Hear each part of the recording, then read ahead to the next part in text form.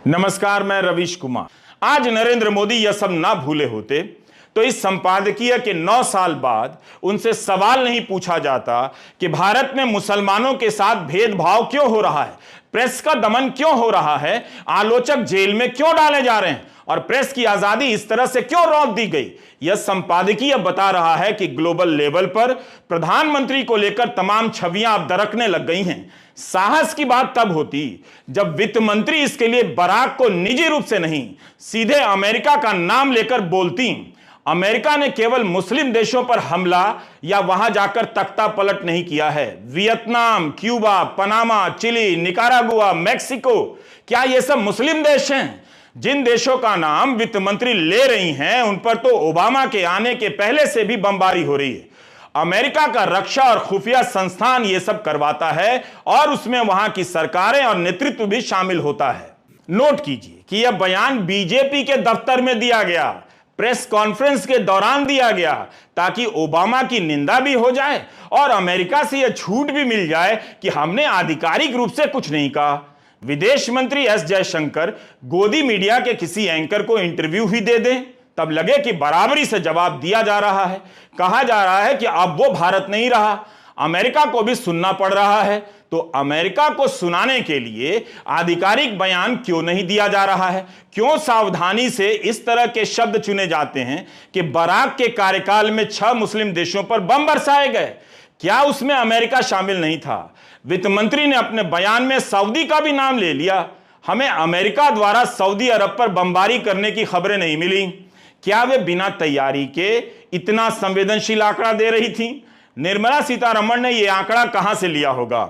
इसका सोर्स तो उन्होंने नहीं बताया, मगर रिसर्च के दौरान हमने देखा कि न्यूयॉर्क की एक संस्था काउंसिल ऑफ फॉरेन रिलेशंस है, उसकी एक रिपोर्ट से यह लिया गया होगा, क्योंकि इसी संस्था की रिपोर्ट को लेकर अमेरिकी प्रेस में खबरें छपी हैं कि ओबामा के कार्यकाल के आखिरी वर्ष यानी 2016 में हर दिन 72 बम गिराए गए। इस एक साल में Afghanistan, Pakistan, Libya, Yemen, Somalia, Iraq और सीरिया पर बम गिराए गए। एक साल में 26,171 बम गिराए गए। इसमें से 24,000 से ज्यादा बम इराक और सीरिया पर गिराए गए। पाकिस्तान के वजीरिस्तान में अमेरिका ने ड्रोन से हमले किए, बुश के दौरान भी और ओबामा के दौरान भी। यह इलाका तालिबान और अलकायदा का अड्डा हुआ करता था। इस रिपोर्ट को लेकर अमेरिका के मीडिया संस्थानों ने खबरें बनाई हैं और इस उदाहरण से हमने आपको यह बताया है कि अमेरिका का प्रेस और वहां के विद्वान ही इन बातों को लेकर सुनाते रहे हैं। भारत कोई पहली बार यह काम नहीं कर रहा। उन रिपोर्टों में इस बात को खास तौर पर चिन्हित नहीं किया गया है कि ये सभी मुस्लिम देश हैं। तो क्या निर्मला सीतारमण ने इस रिपोर्ट में अपना एक एंगल जोड़ दिया है? वित्त मंत्री से कई सवाल हैं। क्या वे बम गिराए जाने को लेकर अमेरिका की आलोचना कर रही हैं या केवल बराक की कर रही हैं? अगर अमेरिका की आलोचना कर रही हैं तो यह बहुत अच्छी बात है, लेकिन फिर बता दें कि मोदी सरकार ने यूक्रेन में बम गिराने पर नाम लेकर रूस की निंदा क्यों नहीं की? रूस का नाम नहीं ले सकते तो यूक्रेन युद्ध के पीछे अमेरिका की नीतियां भी जिम्मेदार हैं। इस पर ही अमेरिका का नाम लेकर बोल दें। वित्त मंत्री को बताना चाहिए कि अब से भारत युद्ध करने और बम गिराने वाले देशों का नाम लेगा और उनके राष्ट्रपतियों का नाम लेकर विरोध करेगा। अगर आपकी यह लाइन है तो ग्लोबल लेवल पर इसे साफ साफ कहिए। पार्टी कार्यालय में प्रेस कॉन्फ्रेंस का सहारा मत लीजिए। वित्त मंत्री से दूसरा सवाल है कि इन देशों पर अमेरिका ने बम किस आधार पर गिराए?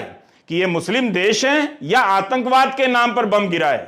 जब बम गिराए जा रहे थे तब बीजेपी विपक्ष में रही होगी, क्या तब आलोचना कर रही थी? क्या अटल बिहारी वाजपेयी के समय जब सरकार में थी तब बम गिराए जाने की आलोचना कर रही थी? 2011 में अलकायदा के ओसामा बिन लादेन को अमेरिका ने पाकिस्तान की सीमा के भीतर खोज निकाला, मार दिया। तब बीजेपी के नेता अरुण जेटली ने कहा कि इससे पता चलता है कि पाकिस्तान अपने क्षेत्र का इस्तेमाल आतंक के लिए करता है। भारत की सरकार को समझना होगा कि बातचीत और आतंकवाद दोनों साथ साथ नहीं चल सकते। क्या निर्मला सीतारमण इस घटना को एंटी मुस्लिम कहेंगी? अब आप याद कीजिए, जब इराक पर हमला हुआ तब सारी दुनिया के सामने अमेरिका के साथ हमला करने वाले देशों ने झूठ बोला कि सद्दाम के पास सामूहिक विनाश के हथियार हैं। एक देश को तबाह कर दिया गया, लाखों लोग मारे गए।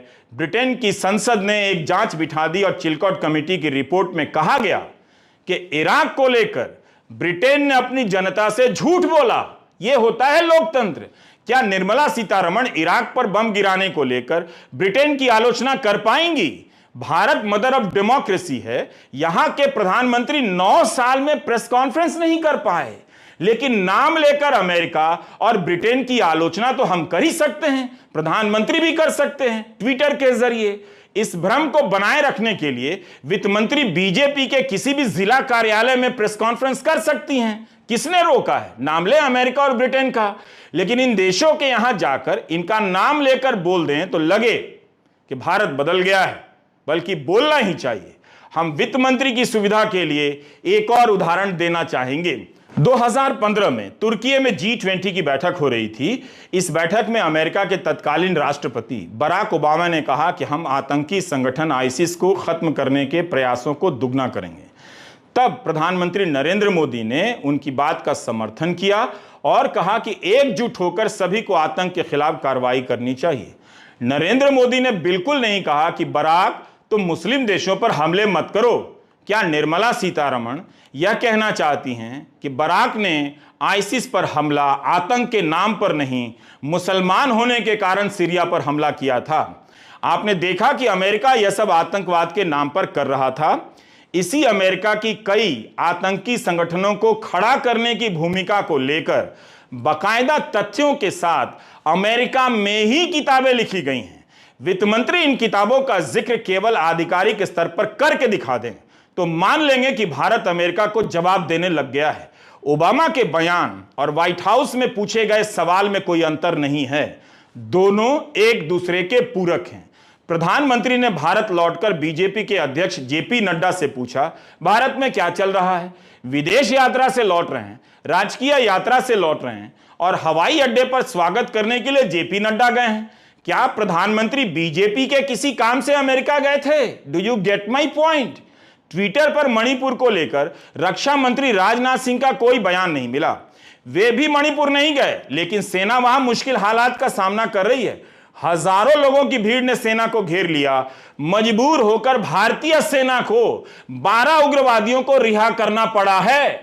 कम से कम मणिपुर के उग्रवादियों को कड़ी चेतावनी ही दे सकते थे, कार्रवाई नहीं कर पाते तो। प्राइवेट समाचार एजेंसी ANI से राजनाथ सिंह ने जम्मू में कहा कि हम हिंदू, मुस्लिम, सिख, ईसाई इस नाम पर कभी भेदभाव नहीं कर सकते। मैं दावे के साथ कह सकता हूं कि मुस्लिम देशों में भी इस्लाम के 72 संप्रदाय नहीं मिलेंगे तो केवल भारत में। एक धारणा बनाने की कोशिश दुनिया भर में हुई है, उसी आधार पर ओबामा साहब की धारणा होगी। उन्हें भी सोचना चाहिए कि उन्होंने कितने मुस्लिम देशों पर हमले किए हैं। पर कोई यह सवाल नहीं पूछ रहा है कि भारत में इस्लाम के कितने संप्रदाय रहते हैं। सभी को पता है कि भारत में मुसलमान रहते हैं। पूछा यह जा रहा है कि मुसलमानों के खिलाफ नफरती नारे लगाने से लेकर गौ रक्षा के नाम पर किसी को भी पकड़कर मार देने की घटनाएं क्यों हो रही हैं? सरकार क्यों नहीं लगाम लगाती? किसी मंत्री के जवाब में यह बातें क्यों नहीं आती? यह सवाल वॉल स्ट्रीट जर्नल की पत्रकार ने केवल नहीं पूछा, बल्कि भारत का सुप्रीम कोर्ट कई बार यह सवाल पूछ चुका है कि सरकार इन नफरती नारों पर लगाम क्यों नहीं लगाती है। कुछ नहीं तो प्रधानमंत्री से लेकर वित्त मंत्री तक 2016 के इस बयान को ही अपने जवाब में शामिल कर लेते, जब प्रधानमंत्री नरेंद्र मोदी ने कहा था कि कथित गौ रक्षकों की हरकतों से मुझे बहुत गुस्सा आता है। ये रात में अपराधी होते हैं और दिन में गौ रक्षक बन जाते हैं। कथित गौ रक्षकों पर प्रधानमंत्री नरेंद्र मोदी की चेतावनी के बाद उस साल हिंदू महासभा प्रधान सेवक के खिलाफ खड़ी हो गई थी। क्या यह आज भी सच्चाई नहीं है कि नहीं? महाराष्ट्र के नासिक जिले में 2 हफ्ते के भीतर 20 किलोमीटर के भीतर भीड़ की हिंसा की 2 घटनाएं हुई। भीड़ ने 2 लोगों को घेर कर मारा है जो मुसलमान थे। बकरीद आते ही कथित गौ रक्षकों की सक्रियता शुरू हो जाती है। डराने धमकाने से लेकर वसूली करने और हत्या करने की घटनाएं सामने आती हैं। महाराष्ट्र के नासिक में 24 जून की रात 32 साल के अफ़ान अब्दुल अंसारी की हत्या कर दी गई। अंसारी नासिर के साथ गाड़ी में जा रहा था जब कथित गौ रक्षकों ने रोका और हमला कर दिया। पुलिस ने 10 लोगों के खिलाफ मामला दर्ज किया है, मगर गौ हत्या के शक में अंसारी को मार दिया गया। अगर कोई अपराध हुआ था तब भीड़ को पुलिस को बताना चाहिए था, मगर ऐसा नहीं हुआ। पुलिस ने मीट की जांच के लिए फोरेंसिक लैब भेज दिया है। इसी जिले में 25 किलोमीटर दूर एक हफ्ता पहले 23 साल के लुकमान अंसारी को हिंदुत्व वाली भीड़ ने घेर कर मार दिया। मीडिया रिपोर्ट में राष्ट्रीय बजरंग दल का नाम आया है। ये अभी की घटनाएं हैं। 2014 के बाद से ऐसी कई घटनाएं हो चुकी हैं। सुप्रीम कोर्ट ने भीड़ की हिंसा को रोकने के लिए पुलिस विभाग में पूरी व्यवस्था बनाने के निर्देश दिए हैं, मगर उससे हिंसा काबू में नहीं आ रही है। लगता है वो व्यवस्था बनी ही नहीं होगी। अगर राजनाथ सिंह विविधता में एकता का राग अलापने के बजाय ऐसी घटनाओं की निंदा करते और अपनी पार्टी की सरकार से एक्शन लेने के लिए कहते तो ओबामा को बयान देने की जरूरत नहीं पड़ती।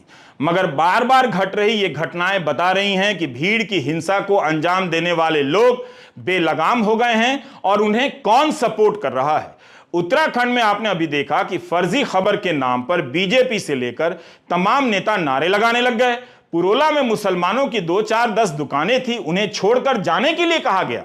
तब क्या रक्षा मंत्री राजनाथ सिंह ने, वित्त मंत्री निर्मला सीतारमण ने या प्रधानमंत्री नरेंद्र मोदी ने कहा कि कोई दुकान छोड़कर नहीं जाएगा? भारत में सभी आस्थाओं के लोग हजारों साल से रहते हैं, क्यों नहीं कहा गया? ये या पुनीत केरेहल्ली है।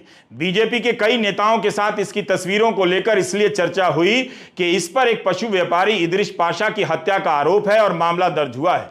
आरोप है कि सारे वैध दस्तावेज होने के बाद भी इदरिस पाशा से 2 लाख जुर्माना मांग रहा था। पुनीत कौन है कागज चेक करने वाला? पुलिस तो नहीं है।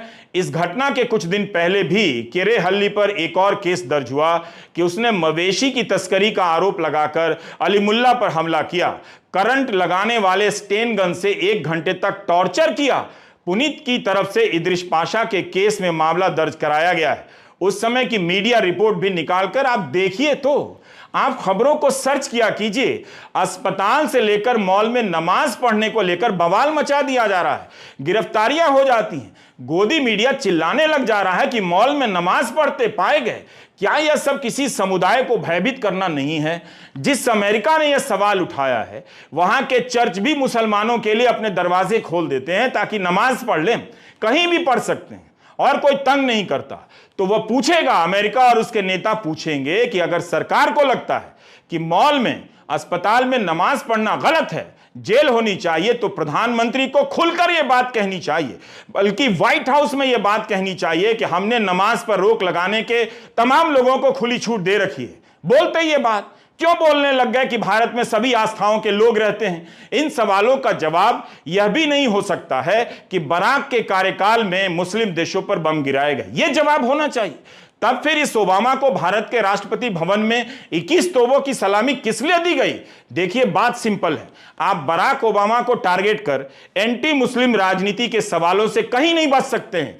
अमेरिका के राष्ट्रपति जो बाइडेन ने एक वीडियो जारी किया है, इसमें प्रधानमंत्री मोदी के साथ बातचीत का सार है। इस वीडियो को ही आप देखिए।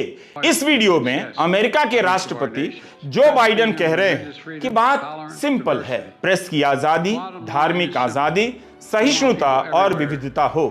हम चाहते हैं कि सभी जगहों पर लोगों को सम्मान के साथ जीने का अवसर मिले।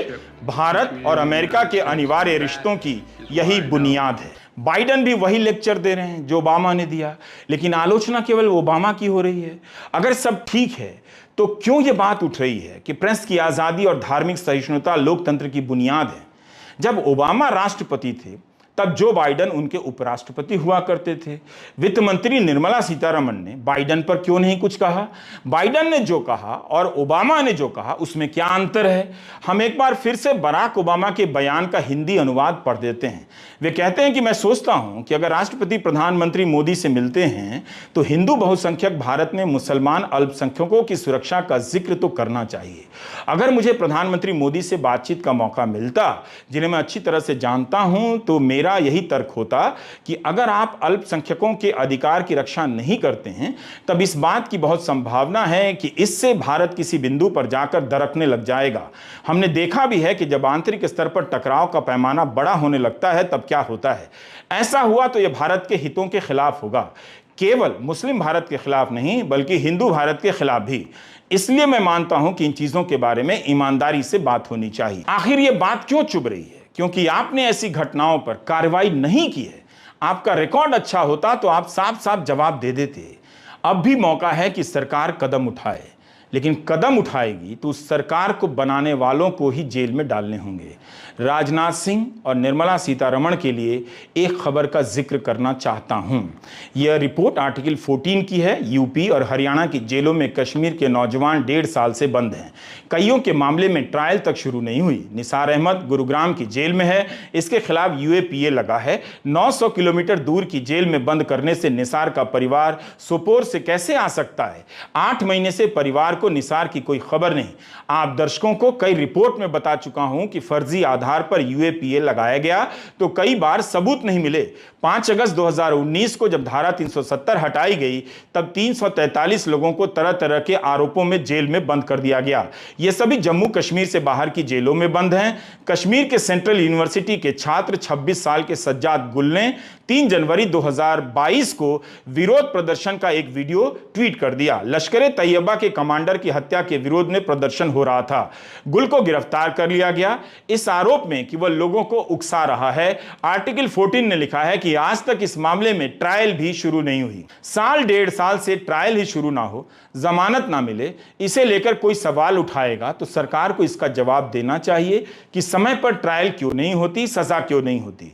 जिन मामलों में फर्जी आधार पर यूएपीए लगाए गए हैं, सरकार ने उसे लेकर क्या एक्शन लिया है? जवाब ही नहीं मिलेगा आपको। एक और बात है, केवल बराक के बयान की निंदा हो रही है, मगर अमेरिका में इसे लेकर भी सवाल पूछा गया कि प्रेस का दमन क्यों हो रहा है, क्यों लोग इस तरह से जेल में डाले जा रहे हैं। क्या निर्मला सीतारमण कह सकती हैं कि भारत में गोदी मीडिया नहीं है, प्रेस का दमन नहीं हुआ है?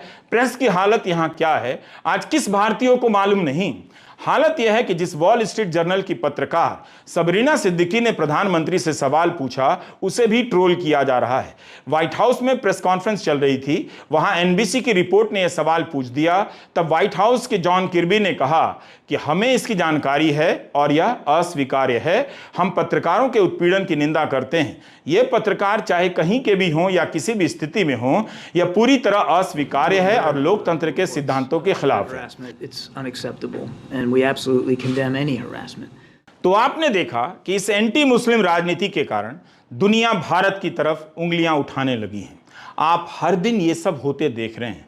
रिश्तेदारों के व्हाट्सएप ग्रुप में, एनआरआई अंकिलों के व्हाट्सएप ग्रुप में, हाउसिंग सोसाइटी के व्हाट्सएप ग्रुप में और दोस्तों के व्हाट्सएप ग्रुप में नफरती मैसेज साझा किए जाते हैं। हर दिन आप देखते हैं, जानते हैं इस बात को, आप भी कह रहे हैं कि देख लो, इस गोदी मीडिया को देखो, गुलाम है।